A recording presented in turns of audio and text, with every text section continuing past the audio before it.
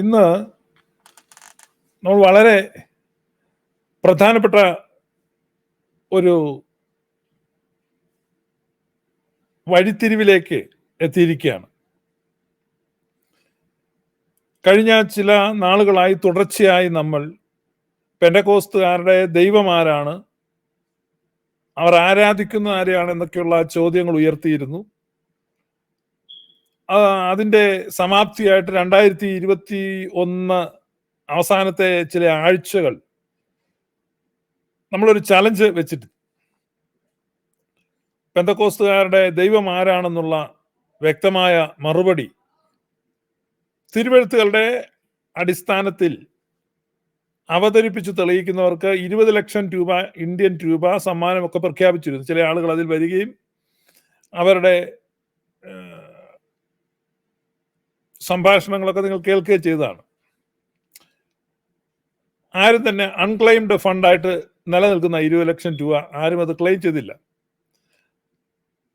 അതിൽ പങ്കെടുത്തവർക്ക് അത് ക്ലെയിം ചെയ്യാനുള്ള ഒരു ഓപ്ഷനൊക്കെ നമ്മൾ കൊടുത്താണ്. ആരും അത് ക്ലെയിം ചെയ്യുന്നില്ല. കാരണം അവർക്ക് തന്നെ അറിയാം അവർ പറഞ്ഞത് ശരിയല്ല, അവർക്കത് വ്യക്തമായി പറഞ്ഞ് തെളിയിക്കാൻ സാധിച്ചില്ല. ഇപ്പൊ ഇന്ന് നമ്മൾ അതല്ല പറയുന്നത്. പല പ്രാവശ്യം പറഞ്ഞിട്ടുള്ള ഒരു കാര്യം തന്നെ പിന്നെയും ചില ആളുകൾ മനസ്സിലാകാത്ത ആളുകളുണ്ട്. അപ്പൊ അവർക്ക് വേണ്ടി വീണ്ടും ആവർത്തിക്കുകയാണ്, ഒരിക്കൽ കൂടി ആവർത്തിക്കുകയാണ്. പെന്തക്കോസ്തുകാർ ആരാധിക്കുന്നത് ആരെയാണെന്ന്, അല്ലെങ്കിൽ ആരാധിക്കേണ്ടത് ആരെയാണെന്നും അവർക്കറിയില്ല. പെന്തക്കോസ്തുകാരുടെ ദൈവം ആരാണെന്ന് അവർക്ക് ഇതൊരു തമാശ ആട്ടോ, ഒരു ട്രോള് ആണെന്നൊക്കെ വിചാരിക്കുന്നതല്ല. ഇത് യാഥാർത്ഥ്യമാണ്. ഞങ്ങൾ വളരെ ഗൗരവമായിട്ടാണ് ഇത് പറയുന്നത്. ഇപ്പൊ റീസെന്റ് ഈ പെന്തക്കോസ്തിലെ ചർച്ചകൾക്കൊക്കെ മുന്നിട്ട് നിൽക്കുന്ന ഒരു സഹോദരനുണ്ട്, അല്ലെങ്കിൽ ചർച്ചകൾ സംഘടിപ്പിക്കുക, ചർച്ചകളിൽ പങ്കെടുക്കുക, അങ്ങനെയൊക്കെയുള്ള ഒരു സഹോദരനുണ്ട്. അദ്ദേഹത്തിന്റെ ഒരു ഡെനീഷ് സെബാസ്റ്റ്യൻ എന്നാണ്. ഡെനീഷ് സെബാസ്റ്റ്യൻ. അപ്പൊ അദ്ദേഹം ഒരു പോസ്റ്റ് ഇട്ടിരിക്കുകയാണ്. അദ്ദേഹം ഇട്ടിരിക്കുന്ന ഒരു പോസ്റ്റ് ഇതാണ്: പെന്തക്കോസ്തുകാർ ആരാധിക്കേണ്ടത് ആരെയാണ്? ഭയങ്കര തമാശാണ്. പെന്തക്കോസ്തുകാർ ആരാധിക്കേണ്ടത് ആരെയാണ്?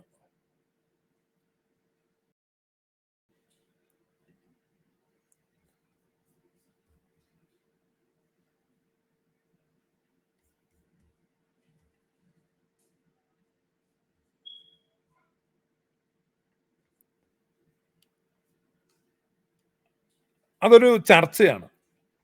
അപ്പൊ ആ ചർച്ചയിൽ പല ആളുകൾ പങ്കെടുക്കുന്നുണ്ട്. അപ്പൊ അവര് ഒരു നിഗമനത്തിലെത്തുകയാണ്, നമ്മളിപ്പോൾ ആരാധിക്കുന്നത് ശരിയല്ല, നമ്മുടെ പെന്തക്കോസ്തുകാരുടെ ആരാധന അങ്ങനെ ശരിയായ ഒരു ആരാധനയല്ല എന്നുള്ളൊരു നിഗമനത്തിൽ അവരെത്തുകയാണ്. കാരണം ഇപ്പോൾ നമുക്ക് ആരാധിക്കുമ്പോൾ നമുക്ക് കൃത്യമായി അറിയില്ല ആരെയാണ് ആരാധിക്കേണ്ടത് എന്നറിയില്ല എന്ന് അവർ പറയുകയാണ്.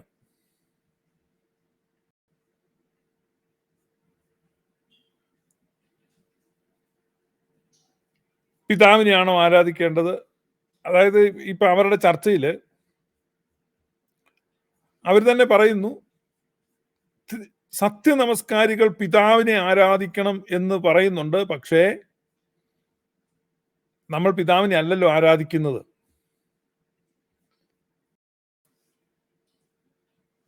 പിന്നീട് അവരിങ്ങനെ ഒരു നിഗമനത്തിലെത്തുകയാണ്, ഓർത്തഡോക്സ് സഭ അതിന്റെ ആരാധനയിൽ ഇപ്പം നമ്മുടെ ത്രിയേക ദൈവത്തെയാണ് ആരാധിക്കുന്നത്.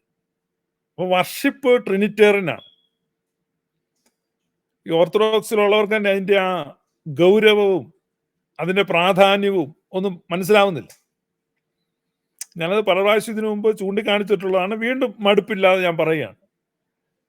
അതുകൊണ്ടാണല്ലോ യേശുനാമ ആരാധനയിൽ ആകൃഷ്ടരായിട്ട് പലരും പോകുന്നത്.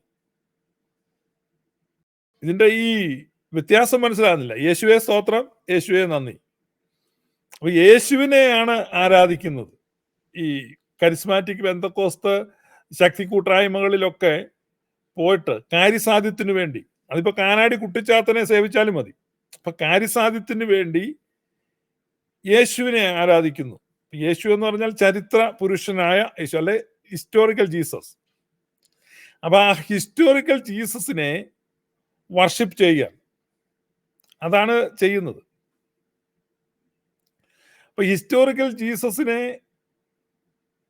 ആണ് ഇത്തരത്തിലുള്ള സ്ഥലങ്ങളിലൊക്കെ സ്തോത്രം ചെയ്ത് ആരാധിക്കുന്നത്. അപ്പൊ അതുകൊണ്ട് തന്നെ സുവിശേഷ സംഭവങ്ങളുമായിട്ടൊക്കെ ബന്ധപ്പെട്ടാണ് ഇവരുടെ ആരാധന കൂടുതലും. കാനാവിൽ വെള്ളം വീഞ്ഞാക്കി യേശുവെ സ്തോത്രം, കടലിന്റെ മുകളിൽ കൂടെ നടന്നുപോയ യേശുവെ സ്തോത്രം, മീൻ വർദ്ധിപ്പിച്ച യേശുവെ സ്തോത്രം, ഇങ്ങനെയുള്ള സ്തോത്രങ്ങളാണ്. അപ്പൊ നമുക്കും അങ്ങനെ അത്തരത്തിലുള്ള ആനുകൂല്യങ്ങൾ, അത്ഭുതങ്ങൾ, അനുഗ്രഹങ്ങളൊക്കെ കിട്ടും. അത്തരത്തിലുള്ള ഒരു ദൈവശാസ്ത്രവും അത്തരത്തിലുള്ള ഒരു ആരാധനയും. പക്ഷേ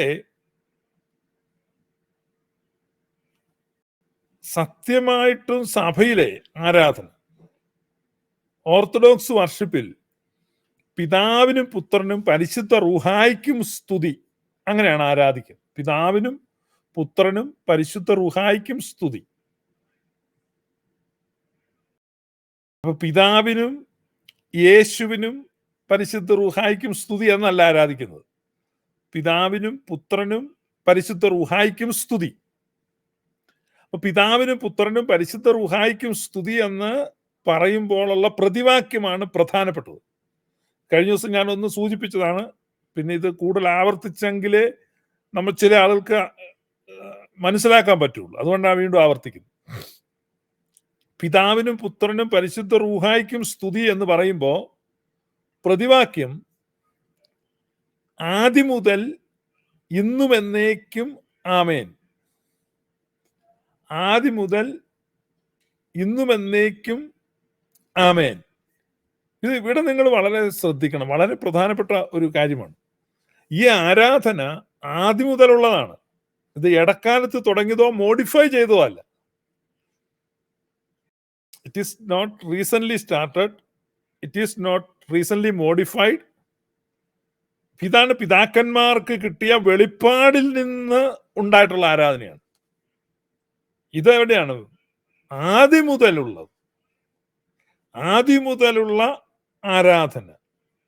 now and for ever and ever more, ഇന്നും എന്നേക്കും തുടരുന്ന അൺഎൻഡിങ് വർഷിപ്പ്, നിത്യാരാധന. നിത്യാരാധന എന്ന് പറഞ്ഞാൽ നിത്യവും ആരാധിക്കുന്ന ആരാധന എന്നൊരു ചിന്തയുണ്ട്. എന്നാൽ നിത്യാരാധന എന്ന് പറഞ്ഞാൽ ഇറ്റേണൽ വർഷിപ്പ്. മനസ്സിലാകുന്നുണ്ടോ ഞാൻ പറയുന്നതിന്റെ വ്യത്യാസം? കാരണം നിത്യാരാധന എന്നൊക്കെ പറയുമ്പോൾ നമ്മുടെ ഈ നാട്ടില് നമ്മൾ മനസ്സിലാക്കുന്നത് എങ്ങനെയാ? നിത്യവും പോയി ആരാധിക്കുന്നതിനാണ് നിത്യാരാധന. പക്ഷേ നിത്യാരാധന എന്ന് പറയുമ്പോൾ അതിന് മറ്റൊരു മാനമുണ്ട്. അത് ഇറ്റേണൽ വർഷിപ്പ്. അപ്പൊ നമ്മൾ എന്താ ചെയ്യുന്നത്? നമ്മളൊരു പുതിയ ആരാധന ഇൻട്രൊഡ്യൂസ് ചെയ്തിട്ട് അങ്ങനെ ആരാധിക്കാം, അതിനെപ്പറ്റി ചർച്ച ചെയ്യാം. ഇപ്പൊ ഇവിടെ ഈ പറഞ്ഞ pastor Denis Sebastian, pastor Linu K John, pastor Robin Alappuzha, ഇങ്ങനെയൊക്കെയുള്ള ആളുകൾ ഇരുന്നിട്ട് ചർച്ച ചെയ്യാണ് നമ്മുടെ ആരാധന ശരിയാണോ? ശരിയല്ല, ശരിയല്ല. ശരിയാണോ? ആകാമായിരിക്കാം, എങ്ങനെ ആകാൻ പറ്റും? അപ്പൊ ഇവരിപ്പോഴും ചർച്ച ചെയ്തുകൊണ്ടിരിക്കുകയാണ്. അപ്പം നമ്മൾ ഓർത്തഡോക്സ് വർഷിപ്പ് എന്ത് ചെയ്യാണ്? ആദ്യം മുതലുള്ള ആരാധനയിൽ പങ്കുചേരുകയാണ്. ഇപ്പൊ ഇതൊരു വലിയ സ്ട്രീമാണ്, വലിയൊരു നദിയാണ്. നമ്മൾ പണ്ട് പറഞ്ഞല്ലോ, സമയപ്പുഴയുടെ തീരത്ത് നമ്മൾ ഇരിക്കുകയാണ്. അപ്പൊ സമയപ്പുഴയിലൂടെ ആരാധന എവിടുന്ന്? ആരാധന അങ്ങ് ആദ്യ നിത്യതയിൽ ആരംഭിച്ച ആരാധനയാണ്. അപ്പൊ പിതാവിനും പുത്രനും പരിശുദ്ധ റൂഹായ്ക്കും സ്തുതി. അപ്പൊ 2000 വർഷം മുമ്പ് ബെയ്ത്തലഹേമിലെ കല്ലടാവിൽ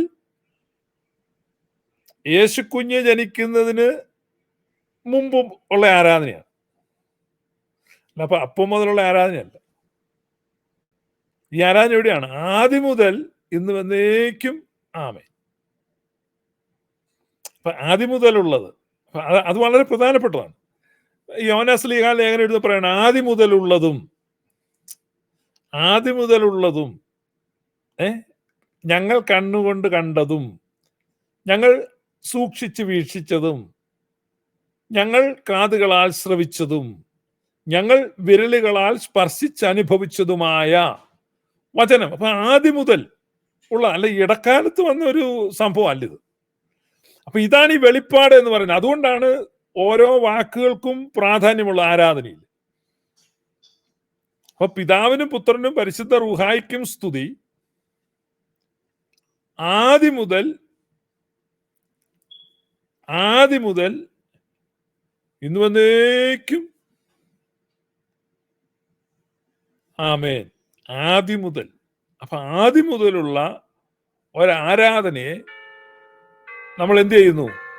ആദി മുതലുള്ള ആരാധനയെ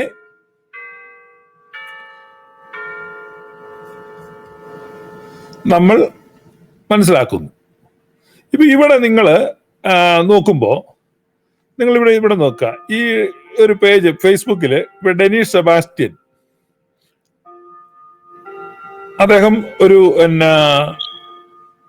പരസ്യം കൊടുത്തിരിക്കുകയാണ്. അപ്പൊ അദ്ദേഹം കൊടുക്കുന്ന പരസ്യം എന്താണ്? അദ്ദേഹം കൊടുക്കുന്ന പരസ്യത്തിൽ ത്രിയേക ഗാന മത്സരം. ഇതുണ്ടോ? നിങ്ങൾക്ക് ഇത് കാണാം എന്നാണ് ഞാൻ പ്രതീക്ഷിക്കുന്നത്. ത്രിയേക ഗാന മത്സരം.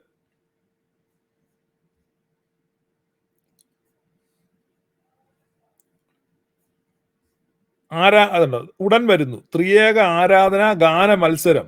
പെന്തക്കോസ്ത് ആരാധന നവീകരണത്തിന് പുത്തൻ ഊർജവും വേഗതയും പകരുവാൻ നിങ്ങളുടെ താലന്തുകളാൽ സത്യദൈവത്തെ മഹത്വപ്പെടുത്തുവാൻ നിങ്ങൾ സന്നദ്ധരാണോ എങ്കിൽ നിങ്ങൾക്ക് ഇതാ ഒരു സുവർണാവസരം. അപ്പം ഇത് ഡെനീസ് സെബാസ്റ്റ്യൻ പേജിൽ ഷെയർ ചെയ്തിരിക്കുകയാണ്. നല്ല കാര്യമാണ്. അദ്ദേഹത്തെ ഞാൻ ആ കാര്യത്തിൽ അദ്ദേഹത്തിന്റെ ആത്മാർത്ഥതയെ അഭിനന്ദിക്കുന്നു.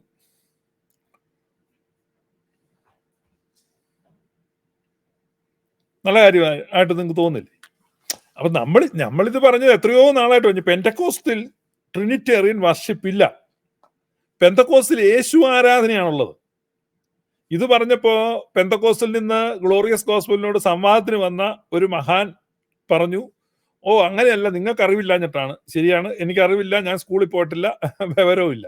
അപ്പൊ എന്നെ പറ്റി പറയാണ് നിങ്ങൾക്കറിവില്ല. പെന്തക്കോസ്തിൽ 500 തൃത്വഗാനങ്ങളുണ്ട്. ഏതാ 25 വർഷം പെന്തക്കോസ്തി പാസ്റ്റർ ആയിട്ടിരുന്ന എന്നോടാണ് ഈ ലോറിയെ ചാണ അടിച്ചോണ്ടിരുന്നവൻ പറയുന്ന 500 പാട്ടുണ്ടെന്ന്. മനസ്സിലായോ? തമാശ. പെന്തക്കോസ്തുകാരുടെ സിയോൻ ഗീതാവലിയില് ഉള്ള 2300 പാട്ടും അറിയാവുന്ന ഒരാളാണ് ഞാൻ. പാടാൻ അറിയത്തില്ല, ട്യൂണൊന്നുമില്ല, ശബ്ദ സൗകുമാരിയൊന്നുമില്ല, പക്ഷെ പാട്ടല്ല എനിക്കറിയാം, വരികളും അറിയാം. അതുകൊണ്ടാണല്ലോ കഴിഞ്ഞ ദിവസം ബാംഗ്ലൂരിൽ നിന്ന് വന്ന IIM-ലെ പിയൂണ് അജു വർഗീസിന് പറ്റുപറ്റത്. അവനൊരു പാട്ടെടുത്ത് അവന് പോലും വരി അറിയത്തില്ല. ഈ പാട്ട് എടുത്തുകൊണ്ട് വന്ന പെന്തക്കോസ്തുകാരൻ പയ്യന് വരി അറിയത്തില്ല, എനിക്ക് വരി അറിയാം. ഞാൻ അപ്പൊ തന്നെ ആ വരി എടുത്ത് കാണിച്ചാൽ ഇത് നീ മോഡലിസം അല്ലേടാ പാടെന്ന് ചോദിച്ചു. മനസ്സിലായോ? അതുകൊണ്ട് പെന്തക്കോസ്തുകാരുടെ വേലയും വിളച്ചിലൊന്നും എന്റെ അടുത്ത് നടക്കത്തില്ല. ലവ്മാരുടെ 2500 പാട്ടും എനിക്കറിയാം. അപ്പൊ പെന്തക്കോസ്തിൽ ട്രിനിറ്റേറിയൻ വർഷിപ്പ് ഇല്ല. കാരണം അവർക്ക് ദൈവം ആരാണെന്ന് അറിയത്തില്ല. ഇത് മോഷ്ടിച്ച ദൈവവിശ്വാസമാണ് ഇവർക്കുള്ളത്, കവർന്നെടുത്തതാണ്. ഇപ്പോഴാണ് ഈ ഗ്ലോറിയസ് ഗോസ്പൽ വന്നു കഴിഞ്ഞപ്പോഴാണ് അവർക്ക് അയ്യടാന്നായിപ്പോയി. ഇപ്പം പുതിയൊരു പരിപാടി ഇപ്പം മനസ്സിലായി. ആരാധിക്കേണ്ടത് എങ്ങനെയാണ്? ട്രിനിറ്റിയാണ് ആരാധിക്കേണ്ടത്, ട്രിനിറ്റേറിയൻ വർഷിപ്പാണ് നടത്തേണ്ടത് എന്ന് മനസ്സിലായി കഴിഞ്ഞപ്പോ ഇപ്പം ഒരു പുതിയ വളച്ചിലായിട്ട് ഇപ്പൊ പറയാം, എന്നാ പിന്നെ ഇനി നമുക്ക് കുറച്ച് ട്രിനിറ്റേറിയൻ സോങ് എഴുതിയാലോ. ഞാൻ ഈ ഡെനീസ് സെബാസ്റ്റ്യന്റെയും ലിനു കെ ജോണിന്റെയും റോബിൻ ആലപ്പുഴയുടെയും അങ്ങനെയൊക്കെയുള്ള ഈ പാസ്റ്റർമാരുടെ ഉദ്ദേശശുദ്ധിയെ മാനിക്കുന്നു, ഒട്ടും തന്നെ കുറച്ച് കാണുന്നില്ല. പക്ഷേ അതേസമയം തന്നെ മലയാളി പെന്തക്കോസ്തിന്റെ ആ ഗതികേടിനെ ഞാൻ നിങ്ങളുടെ മുമ്പിൽ ഉയർത്തി കാണിക്കുക. എന്തിനാണ് ഞാനിത് പറയുന്നത്? യഥാർത്ഥ സുറിയാനി സഭയിൽ നിന്ന്, ഞാൻ ഈ യഥാർത്ഥ സുറിയാനി സഭ എന്ന് പറഞ്ഞാൽ യഥാർത്ഥത്തിൽ ഉള്ള ആളുകളുടെ, അല്ലാതെ ഞങ്ങളും സുറിയാനിക്കാരാന്ന് പറഞ്ഞൊക്കെ നടക്കുന്ന അങ്ങനെയുള്ള കാര്യമല്ല. യഥാർത്ഥ സഭയിൽ നിന്ന്, അല്ലെ യഥാർത്ഥ കുടുംബങ്ങളിൽ നിന്നൊക്കെ പെന്തക്കോസ്തിൽ ഉൾപ്പെട്ട് നിൽക്കുന്ന ആളുകൾ, പെട്ടുകിടക്കുന്ന ആളുകൾ, നിങ്ങൾ മനസ്സിലാക്കണം, നിങ്ങൾ എത്ര ഔന്നത്യത്തിൽ നിന്നാണ് നിപതിച്ചു പോയത്.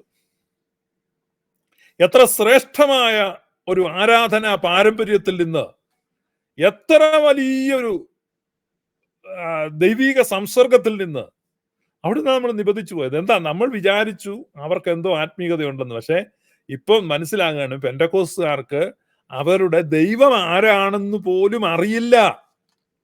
ഇത് ഞാൻ ആവർത്തിച്ച് പറയുന്നത് എന്താന്ന് ചോദിച്ചാൽ, ഇതൊരു ട്രോളാണെന്ന് പലരും ചിന്തിക്കുന്നുണ്ട്. അല്ല, ഇപ്പോഴും ചില ആളുകൾ വിചാരിക്കുന്നു ചുമ്മാ ഗ്ലോറിയസ് വസൂലുകാർ ചുമ്മാ തമാശ പറയാണ്, അല്ലെങ്കിൽ അവർ ചുമ്മാ കളിയാക്കാൻ പറഞ്ഞു. തമാശയായിട്ട് പറയുന്നില്ല, വളരെ ഗൗരവമായിട്ട് പറയുകയാണ്. അറിയില്ല. അതുകൊണ്ട് അവരെന്ത് ചെയ്തു? ജീസസ് ഫാൻസ് ക്ലബ്, ജീസസിന്റെ ഫാൻസ് ആണ് അവര്. മീൻ വർദ്ധിപ്പിച്ച യേശുവേ സ്തോത്രം എന്നൊക്കെ പറഞ്ഞു. പക്ഷെ നിങ്ങൾ മനസ്സിലാക്കണം, നമ്മുടെ സുറിയാനി സഭയുടെ പാരമ്പര്യത്തിൽ ആരാധന പിതാവിനും പുത്രനും പരിശുദ്ധ റൂഹായിക്കുമാണ്. അതെങ്ങനെയാണ്? അത് ആദ്യം മുതൽ ഇന്ന് എന്നേക്കും ആമേൻ. നിങ്ങൾ മനസ്സിലാക്കുക, അതിന്റെ ആ ഗാംഭീര്യം മനസ്സിലാക്കുക, അതിന്റെ ആ ഒരു ആധികാരികത മനസ്സിലാക്കുക, അതിന്റെ ഒരു ഔന്നത്യം മനസ്സിലാക്കുക. എന്താണ്? ദൂതന്മാരോട് ചേർന്ന് ആരാധിക്കുക, അല്ലേ? അല്ലേ? അങ്ങനല്ലേ? ഇടമുറിയാതെ സ്തുതി ചെയ്യും വാനവസേനകളോടു കൂടെ നിൻ സ്തുതി പാടാൻ കർത്താവേ. ഇടമുറിയാതെ സ്തുതിക്കുന്ന വാനവ സൈന്യങ്ങളോട് ചേർന്ന് ആ ദൈവത്തെ സ്തുതിക്കുകയാണ്. അപ്പൊ ഈ ആരാധന നിത്യാരാധനയാണ്, വർഷിപ്പ് ഇറ്റേണലാണ്. അപ്പൊ ഇറ്റേണൽ വർഷിപ്പിലേക്കാണ് നമ്മൾ എലിവേറ്റ് ചെയ്യപ്പെടുകയാണ്, ആ നിരകളിലേക്ക്. എത്ര ഉദാത്തമായ, എത്ര ഉന്നതമായ, എത്ര ശ്രേഷ്ഠമായ, എത്ര ധന്യമായ ഒരു കാഴ്ച. ഇതിനോട് നിങ്ങൾക്ക് കമ്പയർ ചെയ്യാൻ പറ്റുമോ?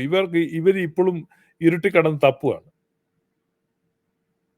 മനസ്സിലാകുന്നുണ്ടോ അവരുടെ ആ അവസ്ഥ എത്ര ദയനീയമാണെന്ന്?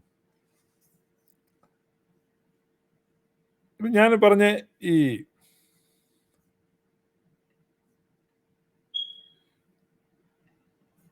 ഇവിടെ നിങ്ങൾ നോക്കുക, ഇപ്പൊ ഈ ഡെനീസ് സെബാസ്റ്റ്യന്റെ ആ പേജില് നിങ്ങൾ കണ്ടോ, ഈ താഴോട്ട് വരുമ്പം നിങ്ങൾക്ക് കാണാം, ഇതുണ്ടോ, പെന്തക്കോസ്തുകാരുടെ ആരാധന വചനാനുസൃതമാണോ? അവര് ചോദിച്ചു പോവുകയാണ്. അപ്പൊ ഇവിടെയാണ് നമ്മൾ ഗ്ലോറിയസ് ഗോസ്പലിന്റെ പ്രസക്തി മനസ്സിലാക്കേണ്ടത്. പെന്തക്കോസ്തുകാരുടെ ആരാധന വചനാനുസൃതമാണോ? പെന്തക്കോസ്തുകാർ ആരെയാണ് ആരാധിക്കേണ്ടത്? കണ്ടോ, അവര് കാണിക്കുന്നുണ്ടോ പെന്തക്കോസ്തുകാർ ആരെയാണ് ആരാധിക്കേണ്ടത്? അപ്പൊ അതിനകത്ത് അവരിരുന്ന് സംസാരിക്കുമ്പോ ഈ 3 പേര്, ഇത് 3 പാസ്റ്റർമാരാണ്, അവരിരുന്ന് അതേക്കുറിച്ചാണ് ചർച്ച ചെയ്യുന്നത്. ഞാനിത് തമാശയായിട്ട് പറയുന്നതല്ല, വളരെ ഗൗരവമായിട്ട് തന്നെ പറയുന്നതാണ്.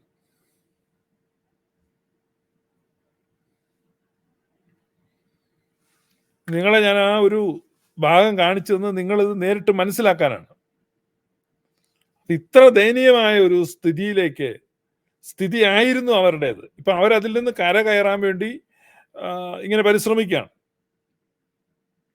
ഇതേപറ്റി പെന്തക്കോസ്റ്റിൽ ചിന്തിക്കുന്ന ആളുകളുണ്ട്, ചില ആളുകൾ ചിന്തിക്കാൻ തുടങ്ങിയിട്ടുണ്ട്. അപ്പൊ ഞാന് ഈ പെന്തക്കോസ്റ്റുകാരെ എല്ലാം കൂടെ നമുക്ക് എന്ത് ചെയ്യാൻ പറ്റും? വലിയൊരു കുഴി കുത്തി ഇങ്ങനെ അവരെ മൂടി, അങ്ങനെയൊന്നും അല്ല പറയുന്നത്. അവര് ക്രിസ്ത്യൻ സഭയുമായിട്ട്, അതായത് ഈ സഭയുടെ മെയിൻ ബോഡിയുമായിട്ട് ബന്ധപ്പെടുക. പെന്തക്കോസ്റ്റുകാരോടാണ് ഞാൻ പറയുന്നത്. പെന്തക്കോസ്റ്റ് നിങ്ങൾക്ക് ഉള്ള മാർഗം ഇതാണ്. കാരണം നിങ്ങൾ സ്വയം ഇത്രയും നാൾ നിങ്ങളുടെ മുൻ തലമുറകളിൽപ്പെട്ടവർ പറഞ്ഞ വിഡ്ഢിത്തം, വേർപാട് എന്നുള്ള വിഡ്ഢിത്തമാണ്. എന്താണ് വേർപാടെന്ന് പറഞ്ഞാൽ? വേർപെട്ടവർ. അപ്പൊ വേർപെട്ടവരെ എന്ത് ചെയ്യണമെന്നാ യേശുക്രിസ്തു പറഞ്ഞേ? അത് പിന്നെ കത്തിച്ച് കളയാനേ കൊള്ളത്തുള്ളൂ. ഉപ്പ് കാരമില്ലാതെ പോയാൽ എന്ത് ചെയ്യണം?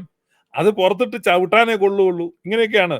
അപ്പോ എന്നിൽ വസിക്കാത്ത കൊമ്പുകളൊക്കെയും നീക്കിക്കളയാണ്. അപ്പൊ വസിക്കുന്ന കൊമ്പുകളും വസിക്കാത്ത കൊമ്പുകളുമുണ്ട്.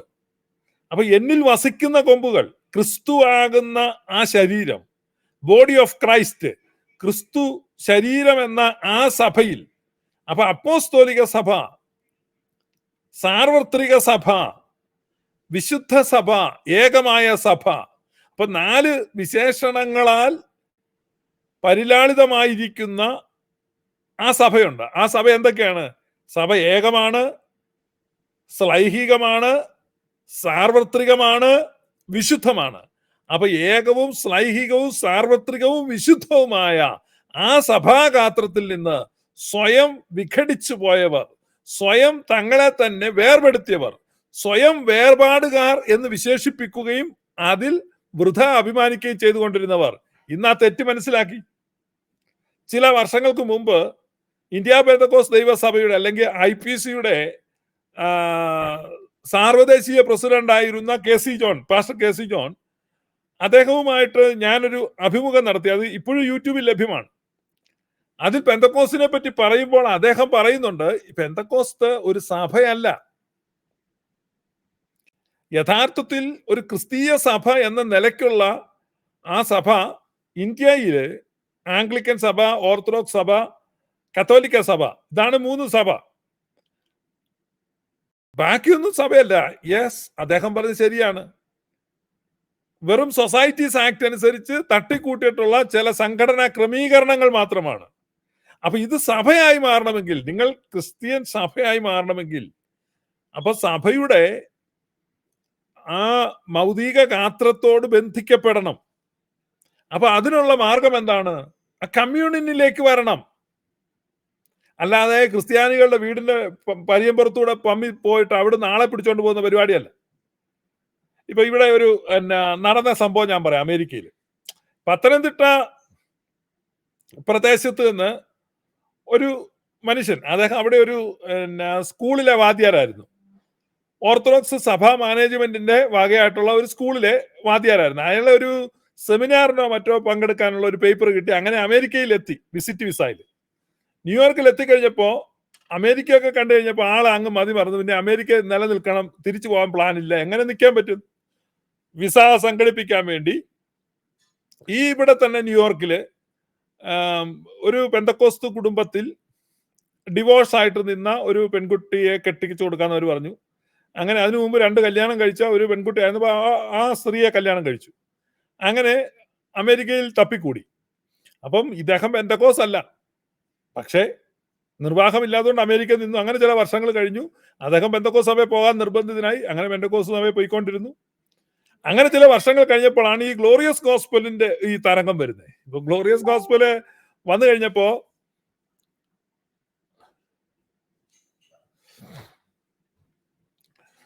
അദ്ദേഹത്തിന് തോന്നി ഓർത്തഡോക്സ് സഭയിൽ പോകണം. അദ്ദേഹം അങ്ങനെ ഓർത്തഡോക്സ് പള്ളിയിൽ പോയി.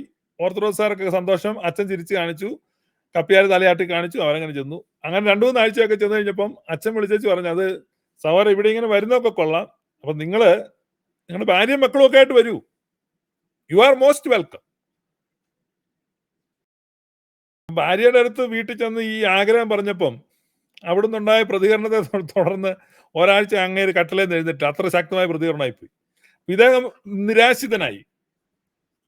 കാരണം അങ്ങനെ ഒറ്റയ്ക്ക് ഒരാൾ ചെന്ന് കഴിഞ്ഞാൽ അവിടെ സഭ. അപ്പൊ ഇന്ന് ക്ലബ് ഹൗസിൽ ഇതേപ്പറ്റി ഒരു ചർച്ചയുണ്ടായി. ഇദ്ദേഹത്തെ അവിടെ എടുത്തില്ല, അതെന്താ അങ്ങനെ എടുക്കാത്തത്? അപ്പൊ അത് തെറ്റായിപ്പോയി എന്ന് ചില ആളുകൾ, കുഴപ്പമില്ലാതെ ചില ആളുകൾ. അപ്പൊ ഇത് സഭയുടെ ഒരു, ഇപ്പൊ കർത്താവായ യേശു ക്രിസ്തു ഈ സമരിയ പട്ടണത്തിലൂടെ പോകുമ്പോൾ സുഖാർ പട്ടണത്തിൽ വെച്ച് ഒരു സ്ത്രീയെ കാണുന്ന നമ്മൾക്ക് വായിച്ചിട്ടുണ്ട്. വിശുദ്ധ യോഹന്നാൻ ശ്ലീഹായുടെ സുവിശേഷം 4 അധ്യായത്തിൽ നമ്മൾ വിശദമായിട്ട് വായിക്കുന്നുണ്ട്. വെള്ളം കോരാൻ വേണ്ടി വരുന്നു. അപ്പൊ ജീവജലത്തെ കുറിച്ച് കർത്താവ് പറയുമ്പോൾ പറയുന്നുണ്ട്, കർത്താവ് എനിക്ക് ആ ജലം തരണം, കുറച്ച് മതി, കുറച്ച് വെള്ളം തരണേ, ജീവജലം. അപ്പൊ യേശു ക്രിസ്തു പറയുകയാണ്, ഓക്കെ ജീവജലമൊക്കെ തരാം, പക്ഷെ ഒരു കണ്ടീഷൻ, ഒരു റിക്വയർമെന്റ്. എന്താ? Bring your husband. അല്ല, ഉച്ചയ്ക്ക് കിണറ്റുകാരെ വെച്ച് കാണുന്ന ഒരു സ്ത്രീ ജീവജലം ചോദിച്ചാൽ ഉടനെ ജീവജലം കോരി കൊടുക്കല്ല. അത് പെന്തക്കോസ് പാസ്റ്റർമാരുടെ പരിപാടി. പെന്തക്കോസ് പാസ്റ്റർമാരാണ് അപ്പളാ കൊടുക്കുകയാണ്. മനസ്സിലായി? ഒറ്റയ്ക്ക് വരുന്ന സഹോദരിമാർക്കൊക്കെ ജീവജലം കൊടുക്കുക, അവരെ കൂട്ടിക്കൊണ്ട് പോവുക, അവരെ കൊണ്ട് മുക്കുക, പിന്നെ അവരുടെ ആഭരണം ഉരിക്കുക, അവരെ പെന്തക്കോസ് ആക്കുക, കുടുംബത്ത് കലകം ഉണ്ടാക്കുക, ഇതൊക്കെ പെന്തക്കോസുകാരുടെ പരിപാടിയാണ്. അവർക്കിപ്പോ അങ്ങനെയുള്ള ചിന്ത. ആരെയും ഒരാളെ കിട്ടിയാൽ മതി, ഒന്നും ഒറ്റയായിട്ട് പറിച്ചോണ്ട് പോകും. ഒരു കൊച്ചിനെ കിട്ടിയാൽ മതി, അല്ലെങ്കിൽ ഒരു തള്ളെ കിട്ടിയാൽ മതി, ഒക്കെ വിളിച്ചോണ്ട് പോകും. നിങ്ങൾക്കറിയാലോ, നാട്ടിൽ നിങ്ങൾ നോക്ക്, എല്ലാം ഒറ്റയ്ക്കൊറ്റയ്ക്കാ കൊണ്ടുപോകും. ഇത് ക്രിസ്തുവിന്റെ പാരമ്പര്യമാണ്. ഓ, അങ്ങനെ ഒരു വചനം വെച്ച് ഇത്രയും വലിയൊരു കാര്യമൊക്കെ തെളിയിക്കാതെ പാസ്റ്ററെ, എന്നോട് ഒരാൾ പറഞ്ഞു, ഇത് ഒരു വാക്യമല്ല. ലൂക്കാസ് സുവിശേഷം 19 അധ്യായം നിങ്ങൾ എടുക്കുക. ലൂക്കാസ് സുവിശേഷം 19 അധ്യായം എടുത്ത് കഴിയുമ്പോഴേക്കും അവിടെ വേറൊരു ബിരുദൻ, അവന് പെണ്ണല്ല, ആണാട്ടോ. ഇപ്പൊ പെണ്ണിനോട് പറഞ്ഞു എന്നുള്ളത്. ഇങ്ങനെ മരത്തിന്റെ മുകളിൽ ഇരിക്കുക, യേശുവിനെ കാണും. അപ്പൊ യേശു ആ മരത്തിന്റെ ചോട്ടി കൃത്യം വന്ന് നിന്നിട്ട് പറഞ്ഞു, സക്കേവൂസ് താഴേക്ക് ഇങ്ങ് പോര്, നീ മുകളിൽ ഇരിക്കഞ്ഞോട്ട് ഇറങ്ങി വാ. കാരണം ഇവൻ മരത്തിന്റെ മുകളിൽ ഇരുന്ന് താഴോട്ട് കുനിഞ്ഞു നോക്കുക കർത്താവിനെ. അപ്പൊ നീ കുനിഞ്ഞു നോക്കി ബുദ്ധിമുട്ടണ്ട, നീ താഴേക്ക് ഇറങ്ങി വാ. അപ്പൊ ഇവൻ താഴേക്ക് ഇറങ്ങി വന്നു കഴിഞ്ഞപ്പോഴേക്ക് ഇവൻ ഓർത്ത് വഴിസൈഡിൽ വെച്ച് രക്ഷ കിട്ടുമെന്ന്. അപ്പൊ ഈ വഴിസൈഡിൽ വെച്ച് രക്ഷിക്കപ്പെടുത്തുന്ന പരിപാടി ഇല്ല. അതുകൊണ്ട് പാരമ്പര്യ സഭകൾക്ക്, അപ്പോസ്തോലിക സഭകൾക്ക് ഈ വഴിസൈഡിൽ നിന്നുള്ള രക്ഷിക്കപ്പെടുത്തലില്ല. നമുക്ക് നിന്റെ വീട്ടിലോട്ട് പോവാം, ഒരു പെരകൂതാശയൊക്കെ നടത്തി അപ്പൊ അവന്റെ വീട്ടിലോട്ട് പോവാ. ഇവനാണെ ആ പാടൊരു വെപ്രാള. വീട്ടിൽ ഈ കുടുംബത്തിന് രക്ഷ വന്നിരിക്കുന്നു. കാരാഗ്രഹ പ്രമാണി, അപ്പോസ്തല പ്രവൃത്തി 16 അധ്യായം. അപ്പൊ അവൻ പറയാ, സഹോദരനായ പുരുഷന്മാരെ രക്ഷിക്കപ്പെടാൻ ഞാൻ എന്ത് ചെയ്യണം? അപ്പൊ എനിക്കങ്ങ് രക്ഷപ്പെട്ടേക്ക? ഇതാ no, it is a package. കർത്താവായ യേശു ക്രിസ്തുവിൽ വിശ്വസിക്കുക, നീ നിന്റെ കുടുംബവും രക്ഷിക്കപ്പെടും. നിന്റെ കുടുംബത്തിന് വേണ്ടിയുള്ള ഒരു പദ്ധതിയാണ്. അപ്പൊ കുടുംബത്തെ ആണ് സഭ കാണുന്നത്, കർത്താവ് കാണുന്നത്. മനസ്സിലായി? അബ്രഹാമിനോട് കൽപ്പന കൊടുത്തവ പോലും പറഞ്ഞ് നീ നിന്റെ കുടുംബത്തിലുള്ളവരും ഒക്കെ പരിച്ഛേദനയാക്കണം. അപ്പൊ ഇത് കുടുംബത്തിന് വേണ്ടിയാണ്, അല്ലാതെ വ്യക്തികളെ പിടിച്ചെടുക്കുന്ന, പറിച്ചെടുക്കുന്ന അങ്ങനത്തെ പരിപാടിയല്ല. അപ്പൊ അതുകൊണ്ട് ക്രൈസ്തവ പാരമ്പര്യത്തിൽ അങ്ങനെ ഈ ഇതാണ്. ഇപ്പൊ ഈ യാക്കോബായക്കാരന്റെ വീടിന്റെ പുറകിൽ കൂടെ വരുന്നു, ഓർത്തഡോക്സുകാരന്റെ വീടിന്റെ സൈഡിൽ കൂടെ വരുന്നു, മാർത്തോമക്കാരന്റെ വീടിന്റെ ഫ്രണ്ടിൽ കൂടെ വരുന്നു, കത്തോലിക്കന്റെ വീടിന്റെ ഓടലൊക്കെ ഇറങ്ങുന്നു, ഓരോരുത്തരെ പിടിച്ചോണ്ട് പോകാൻ. ഇതാണ് പെന്തക്കോസുകാർ ഈ നാളിതുവരെ ചെയ്തുകൊണ്ടിരുന്നത്. നിങ്ങൾ ആദ്യം അത് നിർത്തണം. നിങ്ങൾക്ക് ക്രിസ്ത്യാനികളാകണോ, ക്രിസ്ത്യൻ കമ്മ്യൂണിറ്റിയിലേക്ക് വരണം. ഇപ്പൊ ഞാൻ തിരക്കുമ്പം ഈ ഓർത്തഡോക്സിലെ തിരുമേനിമാർക്കോ അല്ലെങ്കിൽ കത്തോലിക്കായിലെ ബിഷപ്പുമാർക്കോ ഒന്നും ഇങ്ങനത്തെ ഒരു പരിഭവോ പിണക്കോ ഒന്നുമില്ല. അവർക്കൊക്കെ വലിയ സൗമനസ്യം. എനിക്ക് മനസ്സിലാകുന്നില്ല എന്ന്. എനിക്കത്ര സൗമനസ്യം തോന്നുന്നില്ല. ഞാനിതൊരു അക്ഷന്തവ്യമായ അപരാധമായിട്ടാണ് എനിക്ക് ഫീൽ ചെയ്യുന്നത്. നിങ്ങൾക്ക് എങ്ങനെയാണെന്ന് എനിക്കറിയത്തില്ല. അപ്പൊ അതുകൊണ്ട് ഞാൻ പറഞ്ഞത്, അവിടുത്തെ ബിഷപ്പുമാർക്കും തിരുമേനിമാർക്കും ഒന്നും ഇപ്പോഴും നിങ്ങളോട് അങ്ങനെ വലിയ പിണക്കമൊന്നും ഇല്ലാത്തത് കൊണ്ട് കഴിഞ്ഞ നാളുകളിലെ നിങ്ങളുടെ ചെയ്തികൾ പൊറുക്കാൻ അവർക്ക് സാധിക്കും. അതുകൊണ്ട് ആ കമ്മ്യൂണിറ്റി സാധ്യമാണ് എന്നാ ഞാൻ പറഞ്ഞത്. ഈ അടുത്ത കാലത്താണെങ്കിലും പാലായിലെ ബിഷപ്പിനെ കാണാൻ വേണ്ടി പാസ്റ്റർമാർ കുറെ പേര് പോയായിരുന്നല്ലോ. പാലായിലെ ബിഷപ്പ് ആണെങ്കിൽ അവർക്ക് ചായ കൊടുത്തു, പാല് കൊടുത്തൊക്കെ. ഞാനോറ്റായിരുന്നു പാലായിലെ ബിഷപ്പെങ്കിൽ ആ കഥകിന്റെ പുറകെ വെച്ചിരിക്കുന്ന ഒലക്ക വെച്ച് തലക്കെട്ടോളം കൊടുത്തു. കാരണം ഇത്രയും ദ്രോഹം ചെയ്തിട്ടും. അപ്പൊ അതുകൊണ്ടാണ് പറഞ്ഞ ക്രിസ്തുവിന്റെ ഒരു മനോഭാവമൊക്കെ ഈ അപ്പോസ്തോലിക സഭകളിലെ ബിഷപ്പുമാർക്കും പിതാക്കന്മാർക്കും മെത്രാച്ചന്മാർക്കും ഒക്കെ ഉണ്ട്. അതുകൊണ്ട് നിങ്ങൾ ഇനി ശ്രമിച്ചാലും സാധ്യമാവും. പെന്തക്കോസ്തുകാർ ആദ്യം ചെയ്യേണ്ടത്, ഇപ്പൊ പ്രത്യേകിച്ച് IPCയുടെ പ്രസിഡന്റ് വത്സന എബ്രഹാമും ഒക്കെ ശ്രമിക്കേണ്ടി അല്ലെങ്കിൽ ശ്രദ്ധിക്കേണ്ടിയ കാര്യം എന്താന്ന് വെച്ചാൽ, നിങ്ങൾ ആ അപ്പോസ്തോലിക കൂട്ടായ്മയിലേക്ക് വരണം. നിങ്ങൾ ക്രിസ്ത്യാനികളായിട്ട് നിൽക്കണേ. അപ്പൊ അവിടെ വന്നിട്ട് ആ കമ്മ്യൂണിറ്റിയിലേക്ക് വരിക. അതാണ് പാസ്റ്റർ KC ജോൺ സജസ്റ്റ് ചെയ്തത്. അതിന് അവരൊരു വക്കീലിനൊക്കെ വെച്ച് അതിന്റെ ശ്രമങ്ങളൊക്കെ വളരെ മുന്നോട്ട് കൊണ്ടുപോയപ്പോഴാണ് ഈ IPCയിലെ ഈ ക്ഷുദ്രജീവികൾ എന്ന് പറഞ്ഞ ഈ അടുത്ത കാലത്ത് എടുത്ത് അവർ പുഷ്പം പോലെ എടുത്ത് പുറത്തോട്ട് എറിഞ്ഞ ഒരു പോസ്റ്റർ ഒട്ടിച്ചുകൊണ്ട് നടന്നു വരുത്തുന്നുണ്ട്. അവൻ പാസ്റ്ററായി. കാരണം പ്രിൻസ് നിലമ്പൂര്. ഇപ്പൊ അവനെങ്ങനെയാക്കെ ഈ യൂട്യൂബിലുള്ള ചില ചാനലുകാരെയൊക്കെ പിടിച്ച് ഇന്റർവ്യൂ കൊടുക്കുകയാണ്. ഈ എന്തോ അതേക്കുറിച്ച് പറയുന്നത്, ഈ മറുനാടൻ മലയാളി, പിന്നെ i20 ന്യൂസ്, അങ്ങനെയൊക്കെ ഉള്ള കുറെ ഈ ചാനലുണ്ട്. അവിടെ എല്ലാം പോയിരുന്ന് അവരും ഇപ്പൊ കൊടുക്കും, 1-2 ദിവസമൊക്കെ കൊടുക്കും. പിന്നെയും കൊടുക്കാൻ ചെന്ന് അവർ ഓടിക്കും. കാരണം അവരിപ്പോ ഒരു വാർത്താ കൗതുകത്തിന് കൊടുത്തു, അത്രേ ഉള്ളൂ. അപ്പൊ ഇത് എന്താ IPC. അപ്പൊ ഇവരെ ഇങ്ങനെയുള്ള കുറെ ഈ ക്ഷുദ്രജീവികളുണ്ട്. ഇവരാണ് അന്ന് ഈ KC ജോൺ ഈ പ്രൊപ്പോസൽ ഉണ്ടെന്ന് എതിർത്തത്. ഇവരെന്ന് ഈ പ്രിൻസ് ഒന്നും അല്ല, അതുപോലെയുള്ള കുറെ ആളുകൾ. പ്രിൻസ് ഒന്നും അന്ന് IPCയിലൊന്നും ഇല്ല. അവൻ പിന്നീട് അന്ന് അവൻ പോസ്റ്റർ ഒട്ടിച്ച് നടക്കുന്ന സമയമാണ്. ഞാൻ കളിയാക്കുന്നല്ല കേട്ടോ, റിയൽ. അവന്റെ പൂർവാശ്രമത്തിൽ സിനിമാ പോസ്റ്റർ ഒട്ടിക്കുന്ന ആളായിരുന്നു. പിന്നീട് പാസ്റ്ററായി മാറി. ഈ ഒരിടത്ത് ഒരു മാസയോധന എന്നപ്പം നല്ല ഊണും കാപ്പിയൊക്കെ ഉണ്ടായിരുന്നു. അപ്പൊ അവിടെ ചെന്ന് കഴിഞ്ഞപ്പോഴേക്കും ഇവൻ ഇങ്ങനെ ഈ ക്ലീൻ ഷേവ് ഒക്കെ ചെയ്ത് അവിടെ നിൽക്കുന്നതാണ്. അപ്പൊ പോസ്റ്റർ ഒട്ടിയിലാണ് പണി. അപ്പൊ ഒരാൾ ചോദിച്ചു, എന്താ പണി എന്താണെന്ന് ചോദിച്ചു. അപ്പൊ ഇവൻ പോസ്റ്റർ ഒട്ടിക്കുക എന്ന് പറയാൻ വേണ്ടി പോസ്റ്റർ എന്ന് പറഞ്ഞു. പോസ്റ്ററിന് ഒട്ടിക്കുക എന്ന് പറയാൻ വരുന്നതിന് മുമ്പ് മറ്റേ പുള്ളി, അയ്യോ പാസ്റ്റർ ആയിരുന്നോ, സോറി കേട്ടോ എന്ന് പറഞ്ഞ് കൈ കൊടുത്ത് ഒരു 500 രൂപ കൈമുടക്കും കൊടുത്തു. ഇതാണ് അതിന്റെ സംഭവം. അപ്പൊ പുള്ളി പറഞ്ഞു, ഇത് കൊള്ളാമല്ലോ, എന്തുമാത്രം പോസ്റ്റർ ഒട്ടിച്ചാൽ 500 രൂപ കിട്ടുന്നേ. അപ്പൊ പോസ്റ്റർ എന്നുള്ള ഞാൻ പോയിക്ക് വരാൻ പായാക്കിയാൽ മതി. അങ്ങനെ പുള്ളി പാസ്റ്റർ ആകാൻ തീരുമാനിച്ചു. അങ്ങനെയാണ് ഈ പ്രിൻസ് പാസ്റ്റർ ആകുന്നത്. അതതിന്റെ ചരിത്രം, അല്ലാതെ വേറെ കഥയൊന്നുമില്ല. അപ്പൊ അവനൊക്കെയാണ് ഇപ്പൊ ഈ IPCക്ക് എതിരായിട്ട് ഈ കലാപക്കൊടി ഉയർത്തി ഇതിനുണ്ട്. അപ്പം എന്നെ സംബന്ധിച്ച് ഞാൻ പറയാനുള്ളത്, ഇത് നിങ്ങൾക്ക് സുവർണ അവസരമാണ്. അപ്പൊ IPCയിലുള്ള യഥാർത്ഥത്തിൽ ആ സംഘടന അതിനുവേണ്ടി ചോരയും നീരും കൊടുത്ത് അധ്വാനിച്ച് അതിനെ ഇത്രയും കൊണ്ടുവന്ന ആളുകൾക്ക് നിങ്ങൾക്കത് നിലനിർത്താൻ ആഗ്രഹമുണ്ടെങ്കിൽ ആ സഭയെ എന്താക്കണം, ഒരു ക്രിസ്ത്യൻ സഭയാക്കി മാറ്റി. ക്രിസ്ത്യൻ ചർച്ചാകുമ്പോൾ എന്താണ്, മറ്റ് സഭകളുമായിട്ടുള്ള കമ്മ്യൂണിയനിൽ അല്ല ഒളിച്ചും പാത്തും നടക്കുന്ന വല്ലവന്റെ പരിയമ്പുറത്തൂടെ പോവുക, അവരുടെ കോഴിക്കോടിന്റെ കീഴേ കൂടെ പോവുക, ആളെ പിടിക്കാൻ പോവുക, ഇത് ആള് മോഷണം, ഇതൊന്നും അല്ല. നിങ്ങൾ മാറിയിട്ട് അന്തസ്സുള്ളവരായിട്ട് ഒരു സദസ്സിൽ ചെന്ന് കഴിഞ്ഞാലും, ഒരു ബിഷപ്പിനെ കണ്ടാലും, ഒരു അച്ഛനെ കണ്ടാലും, ഇപ്പം വലിയ മോഹമാണല്ലോ ബിഷപ്പുമാരുടെ കൂടെ ഒന്ന് ഫോട്ടോ ഒക്കെ എടുക്കാൻ, അതൊക്കെ സാധിക്കും. അപ്പൊ അതുകൊണ്ട് നിങ്ങൾ അങ്ങനെ തേങ്ങിക്കരയേണ്ട ആവശ്യമില്ല. നിങ്ങൾ അങ്ങനെ അത്തരത്തില് ഒരു കമ്മ്യൂണിയനിലേക്ക് വരുവാൻ, അത്തരത്തിലുള്ള ഒരു ലൈഫിലേക്ക് വരാൻ, അതിനുള്ള കാര്യങ്ങൾ ശ്രദ്ധിക്കുക. പെന്തക്കോസ്തുകാരോടുള്ള എൻ്റെ ഒരു സ്നേഹ ഉപദേശമാണ്. ഇപ്പൊ ഇത് പറയുമോ, ഇതാണ് നിങ്ങളുടെ ഭാവി. ഇത് ഞാൻ പറഞ്ഞതല്ല. 50 വർഷം IPCയുടെ ശുശ്രൂഷകനായും IPCയുടെ അന്തർദേശീയ പ്രസിഡന്റായിട്ടും ഒക്കെ സേവനം അനുഷ്ഠിച്ച പെന്തക്കോസ്തിന് പുറത്തു പോലും ആളുകൾ ബഹുമാനിക്കുന്ന ഒരു പാസ്റ്റർ, ഒരു ദേവദാസനാണ് പാസ്റ്റർ KC ജോൺ. അദ്ദേഹം പറഞ്ഞാണ്, അദ്ദേഹം ഞാനുമായിട്ടുള്ള ഇന്റർവ്യൂവിൽ നേരിട്ട് പറഞ്ഞ കാര്യമാണ് ഞാനീ പറയും. അപ്പൊ ആ ഒരു മാർഗം മാത്രമേ പെന്തക്കോസ്തുകാരുടെ മുമ്പിൽ അവശേഷിക്കുന്നുള്ളൂ. അതുകൊണ്ട് നിങ്ങൾ ഇത്തരത്തിലുള്ള ആരാധനാഗാന മത്സരമൊക്കെ വെക്കാതെ, അപ്പൊ നിങ്ങൾ അത്തരത്തിലുള്ള ഒരു കമ്മ്യൂണിറ്റിയിലേക്ക് വന്നാൽ, ഇപ്പൊ ട്രിനിറ്റേറിയൻ വർഷിപ്പ് സോങ് ഒക്കെ ഇവിടെ സഭയുടേതൊക്കെ നിങ്ങൾ ഉപയോഗിച്ചാലൊന്നും ഇവരൊന്നും പറയത്തൊന്നുമില്ല. അപ്പൊ ഒരു ജാളിത കൂടാതെ ഒരു ഒരു ലിറ്റർജി നിങ്ങൾക്ക് ഉപയോഗിക്കാനോ രൂപപ്പെടുത്താനോ ഒക്കെ സാധിക്കും. ലിറ്റർജി ഇപ്പം ബിലീവേഴ്സ് ചർച്ച് അങ്ങനെയാണല്ലോ. അപ്പൊ അവർക്കിപ്പോ സ്വന്തമായിട്ടൊരു ട്രിനിറ്റേറിയൻ ലിറ്റർജി ഒക്കെ ഉണ്ട്. അവരൊരു ക്രിസ്ത്യൻ സഭയായിട്ട് മാറുന്നു. അപ്പൊ ആ ഒരു ട്രാൻസിഷൻ പീരീഡിലൂടെയാണ് അവർ പോകുന്നത്. അപ്പൊ അതുപോലെ നിങ്ങൾക്കും ഒരു ക്രിസ്ത്യൻ ചർച്ചായി മാറാൻ പറ്റും. നിങ്ങൾ കഴിഞ്ഞ നാളുകളിൽ തെറ്റിദ്ധരിപ്പിക്കപ്പെട്ടു, പലരെയും തെറ്റിദ്ധരിപ്പിച്ചു. അപ്പൊ അങ്ങനെ തെറ്റിദ്ധാരണകളുടെ ഒരു നീണ്ട നിരയാണ് പെന്തക്കോസ്ത് ചരിത്രം. ഇപ്പൊ ഞാൻ മനസ്സിലാക്കുന്നത് അതൊക്കെ ക്ഷമിക്കാനും അതൊക്കെ പൊറുക്കാനും നിങ്ങളെ കൂടെ ഉൾക്കൊള്ളാനുമുള്ള വിശാല ഹൃദയം, ഞാൻ വീണ്ടും പറയുകയാണ്, എനിക്ക് പേഴ്സണലി അതില്ല. പക്ഷെ എന്നെ വിസ്മയിപ്പിച്ചുകൊണ്ട് കേരളത്തിലെ ഈ പറയുന്ന ബിഷപ്പുമാർക്ക്, കത്തോലിക്ക് ബിഷപ്സ് ആയാലും ഓർത്തഡോക്സിലെ മെത്രാച്ചന്മാരായാലും, ഇവർക്കൊക്കെ അത്തരത്തിലുള്ള ഒരു വിശാല ഹൃദയം ഉണ്ടെന്ന് ഞാൻ കാണുന്നുണ്ട്. ഈ അവസരം മുതലാക്കിക്കൊണ്ട് നിങ്ങൾക്ക് ഒരു ക്രിസ്തീയ ഐക്യത്തിലേക്ക്, ഒരു കമ്മ്യൂണിറ്റിയിലേക്ക് വരാനുള്ള സുവർണ അവസരമാണ്.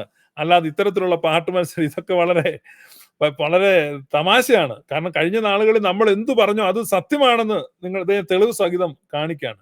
അപ്പൊ അവര് തന്നെ മനസ്സിലാക്കുകയാണ്, they don't have any Trinitarian worship songs. So അവരുടെ ആ ശ്രമങ്ങൾ വിജയിക്കട്ടെ. അതോടൊപ്പം തന്നെ നിങ്ങൾ ഈ 2 ട്രിനിറ്റേറിയൻ പാട്ട് മാത്രം ഉണ്ടാക്കിയിട്ട് കാര്യമില്ല. നിങ്ങൾ ക്രിസ്തീയ സഭയായി മാറണമെങ്കിൽ ആ ക്രിസ്ത്യൻ സഭയുടെ കമ്മ്യൂണിറ്റിയിലേക്ക്, അല്ലെങ്കിൽ കൊമ്പുകൾ മുന്തിരിവള്ളിയിൽ വസിക്കണം. ഇത് മുന്തിരിവള്ളിയിലെ കൊമ്പുകളല്ല. അപ്പൊ അത് മുന്തിരിവള്ളിയിലെ കൊമ്പുകളായിട്ട് ഒട്ടിച്ചു ചേർക്കാൻ പറ്റും. അത്തരത്തിലുള്ള ഒരു പോസിബിലിറ്റി ഉണ്ട്. ഒട്ടിച്ചു ചേർക്കാൻ, ഒടിഞ്ഞു കിടക്കുന്നതിനെ, മാറിക്കിടക്കുന്നതിനെ, മുറിഞ്ഞു കിടക്കുന്നതിനെ റീഗ്രാഫ്റ്റ് ചെയ്യുവാൻ ഉള്ള ഒരു കർമ്മ പദ്ധതിക്ക് കൂടെ രൂപം കൊടുക്കുക. അത്തരത്തിലുള്ള ഒരു കർമ്മ പദ്ധതിക്ക് ഞങ്ങളുടെയൊക്കെ എല്ലാ പിന്തുണയും സഹായവും സഹകരണവും ഒക്കെ അതിനുണ്ടാകും. അത്തരത്തിൽ ആർജവത്തോടെ, പല ആളുകളും പരിഹസിച്ചെന്നിരിക്കും, വിമർശിച്ചെന്നിരിക്കും, അവരൊക്കെ കാലത്തിന്റെ കുത്തൊഴുക്കിൽ ചവറ്റുകൊട്ടേ പോകത്തേ ഉള്ളൂ. അത്തരത്തിലുള്ള പിന്തിരിപ്പനാശയങ്ങൾക്ക് പ്രസക്തിയില്ല. നിങ്ങൾ ക്രിസ്ത്യൻ സഭയുടെ ഐക്യത്തിലേക്ക് ഇപ്പൊ തന്നെ പറഞ്ഞുകൊണ്ട് നടക്കും, നമ്മളെല്ലാം ഒന്നാണ്, അതൊക്കെ ശരിയാ, നമുക്ക് ഒരുമിക്കണം, അതും ശരിയാ. പക്ഷെ ഒന്നാണ്, ഒരുമിക്കണമെങ്കിൽ ഇത്തരത്തിലുള്ള അടിസ്ഥാനപരമായ കാര്യങ്ങളിൽ ഒരുമിക്കുവാൻ തയ്യാറാവണം. അതിനുള്ള ആർജവത്വവും ധൈര്യവും കാണിക്കണം. അപ്പൊ അതാണ് ചെയ്യേണ്ടത്. ഇവരൊക്കെ ഇത് ഇത്രത്തോളമൊക്കെ അവര് ചെയ്തതില്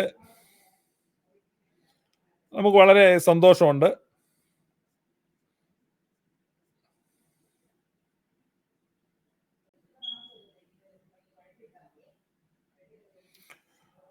അപ്പം ഇത്രയേ ഉള്ളൂ. ഇതൊരു വഴിത്തിരിവിലെത്തി നിൽക്കുന്നു. നമ്മുടെ സംവാദങ്ങളും ചർച്ചകളും ഒക്കെ പുരോഗമിച്ച് ഈ ഒരു വഴിത്തിരിവിലേക്ക് എത്തിയ ഒരു സന്തോഷം ഞാൻ നിങ്ങളെ അറിയിക്കുന്നു.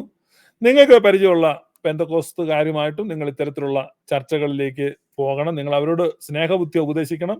നിങ്ങളുടെ സ്ഥിതി ഇങ്ങനെയാണ്, നിങ്ങളുടേതൊരു സഭയല്ല, നിങ്ങളുടെ ദൈവം ആരാണെന്ന് പോലും നിങ്ങൾക്ക് അറിയില്ല, ഒരു ദയനീയ സ്ഥിതിയിലാണ്. അതുകൊണ്ട് നിങ്ങൾ ഒരു ക്രിസ്തീയ സഭയായി മാറണം എന്നുള്ളതാണ് ഞങ്ങളുടെ അഭിപ്രായം. ഇതെല്ലാം കൂടെ പിരിച്ചുവിടാനൊന്നും ഞങ്ങൾ പറയുന്നില്ല. അതുകൊണ്ട് ഈ പെന്തക്കോസ്റ്റ് സഭകൾ ഇപ്രകാരം ഒരുമിച്ച്, ഇന്ത്യ പെന്തക്കോസ്റ്റ് ദൈവസഭ അവര് അത്തരത്തിലുള്ള ഒരു തീരുമാനമെടുത്ത് ആസ് എ കമ്മ്യൂണിറ്റി, അവർ മുഴുവനായിട്ടൊരു ക്രിസ്ത്യൻ സഭയായി മാറി ഒരു കമ്മ്യൂണിറ്റിയിലേക്ക് വരുന്ന ഒരു പക്ഷേ കുറെ നാളുകൾ എടുക്കുമായിരിക്കും. ഇപ്പൊ അതിനോടകം ഇൻ ബിറ്റ്വീൻ നിങ്ങൾക്ക് ഒരു ലോക്കൽ സഭ, നിങ്ങളൊരു പാസ്റ്റർ ആണെങ്കിൽ, പെന്തക്കോസ്റ്റിലെ ഒരു പാസ്റ്റർ ആണെങ്കിൽ, നിങ്ങൾക്ക് സഭയായിട്ട് ഇപ്പൊ നിങ്ങളുടെ കൂടെ ഇപ്പോൾ ഒരു 50 ഫാമിലി ഉണ്ട്, നിങ്ങളുടെ ഒരു സഭയുണ്ട്. ഈ ഇത്തരത്തിൽ ദൈവം ആരാണ് അറിയത്തില്ല, ദേവൻ ആരാണെന്ന് അറിയത്തില്ല, ആരെ ആരാധിക്കേണ്ടെന്ന് അറിയത്തില്ല, എങ്ങനെ ആരാധിക്കേണ്ടെന്ന് അറിയത്തില്ല, ആര് ചോദിച്ചാലും ഉത്തരവില്ല, ആരെങ്കിലും ഒന്ന് മുറുക്കി ചോപ്പിച്ച് കാണിച്ച പേടിച്ചോടുക. ഇപ്പൊ ഇന്ന് ക്ലബ് ഹൗസ് ഞാൻ കണ്ടു, പെന്തക്കോസുകാരുടെ ധീര രക്ഷകൻ ആരാണ്, ഒരുത്തന്റെ പേരുണ്ട് അനിൽ കൊടുത്തോട്ട്. ഇപ്പം ഒരു ഹിന്ദുക്കളെ പോയി വെല്ലുവിളിച്ചു. ഇപ്പൊ ഹിന്ദുക്കളിൽ നിന്ന് ഒരു പയ്യനോ മറ്റോ ഈ സ്വിറ്റ്സർലൻഡിൽ അങ്ങോട്ട് താമസിക്കുന്ന ഒരു പയ്യൻ ക്ലബ് ഹൗസിൽ വന്ന് അവനെ തിരിച്ച് വെല്ലുവിളിച്ച് ഓടിപ്പോയി. ഇപ്പൊ 4-5 ദിവസമായിട്ട് കാണാനില്ല. ഇപ്പൊ ക്ലബ് ഹൗസ് ഞാനിപ്പോ കണ്ട ഒരു റൂം, കറുത്ത നിറം, 5 അടി 4 ഇഞ്ച് പൊക്കം, വേഷം, ബാനർ വെട്ടി തയ്ച്ച ജൂബ എന്നൊക്കെ പറഞ്ഞ് കണ്ടു, കാണാനില്ല എന്നൊക്കെ പറഞ്ഞു. അപ്പൊ അത്തരത്തിലൊക്കെ പെന്തക്കോസ്തുകാർ ഓളി ഓടിച്ചോണ്ടേ, കാരണം ആരെങ്കിലും നേരെ എന്ന് ചോദിച്ചു. ഇപ്പൊ ഗ്ലോറിയസ് ഗോസ്പൽ വെല്ലുവിളിച്ചു, ആളുകളെ കാണാനില്ല. ഇപ്പൊ ഹിന്ദുക്കള് വെല്ലുവിളിക്കുന്നു, ഹിന്ദുക്കളെ ഏറെ കയറ്റുമെന്ന് പറഞ്ഞു, അവര് ചിരിച്ച് ചോദ്യം ചോദിച്ചപ്പോ ഓടിപ്പോയി. അപ്പൊ ഇത്തരത്തിലുള്ള അന്തസാര ശൂന്യന്മാരായ ഈ വർഗത്തിന്റെ കൂടെ നിൽക്കാൻ താല്പര്യമില്ല. പക്ഷെ എന്ത് ചെയ്യണമെന്ന് അറിയത്തില്ല, എങ്ങോട്ട് പോകണമെന്ന് അറിയത്തില്ല. അങ്ങനെ നിങ്ങൾ നിൽക്കുക ഒരു സഭയായിട്ടുണ്ടെങ്കിൽ, ആ സഭയായിട്ട് നിങ്ങളുടെ സഭയെ അപ്പോസ്തലിക കൂട്ടായ്മയിലേക്ക് സ്വാഗതം ചെയ്യുകയാണ്. നിങ്ങൾക്ക് ആ സഭയായിട്ട്, നിങ്ങൾക്ക് ശുശ്രൂഷകനായിട്ടും നിങ്ങളുടെ കുടുംബങ്ങൾക്ക്, അവിശ്വാസികൾക്ക്, ഇടവക്കാരായിട്ടും നിലനിർത്തിക്കൊണ്ട് തന്നെ നിങ്ങളെ ഉൾക്കൊള്ളാനുള്ള ഓപ്ഷൻ ഇപ്പോൾ ഉണ്ട്. ദയവായി ഞങ്ങളെ ബന്ധപ്പെടുക. ആരും അനാഥരായി പോകുന്നില്ല, കാരണം ഇത് ഞങ്ങളുടെ കർത്താവിന്റെ വാഗ്ദത്തമാണ്. ഞാൻ നിങ്ങളെ അനാഥരായി വിടുകയില്ല, നിങ്ങൾ അനാഥരായി പോവില്ല.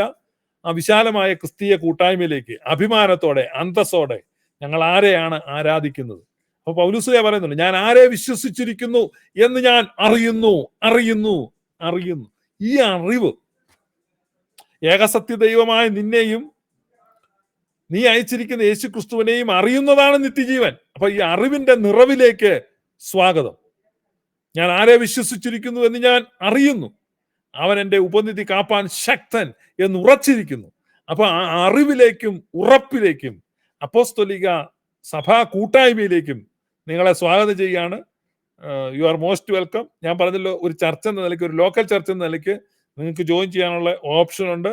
നിങ്ങൾ ഞങ്ങളുമായിട്ട് കോണ്ടാക്ട് ചെയ്യുക, വ്യക്തികളായിട്ടല്ല, ഫാമിലീസ് ആയിട്ടുള്ള നിങ്ങളെ ചർച്ചായിട്ട് തന്നെ നിങ്ങളെ ഉൾക്കൊള്ളാനുള്ള ഒരു ഓപ്ഷനും ഉണ്ട് എന്ന് ഞാൻ സ്നേഹത്തോടെ അറിയിക്കുകയാണ്.